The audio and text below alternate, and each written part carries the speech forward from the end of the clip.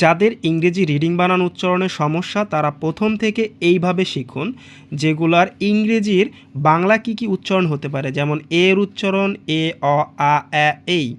N এর উচ্চারণ ন। বি এর উচ্চারণ ব, বি, বি। সি এর উচ্চারণ ক, স, চ, সি, সি।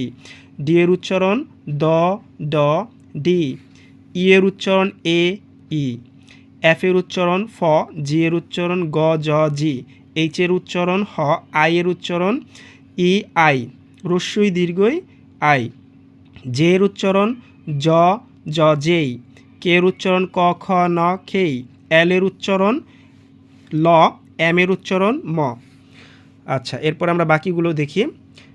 ও এর উচ্চারণ অ, উ, আ, ও। পি এর উচ্চারণ প, ফ, ফি। কিউ এর উচ্চারণ ক, খ, কিউ। আর এর উচ্চারণ র, আর। এস এর উচ্চারণ স, বর্গ জ। টি এর উচ্চারণ ট, চ, ঠি, স। ইউ এর উচ্চারণ আ, ই, ইউ। ভি এর উচ্চারণ ভ। ডাব্লিউ এর উচ্চারণ রস্যু ও ঔ। এক্স এর উচ্চারণ এক্স, জ বা কয় শয়। ওয়াই এর উচ্চারণ ই, ইয়া, আই। জেড এর উচ্চারণ জ বা বর্গ জ। তো আপনারা এইভাবে শিখবেন বাচ্চাদের মতো। তো ইংরেজি রিডিং বানানোর জন্য এইগুলা প্রথম থেকে যদি আপনারা শিখতে পারলে আপনাদের জন্য রিডিং এবং উচ্চারণগুলো সহজ হবে।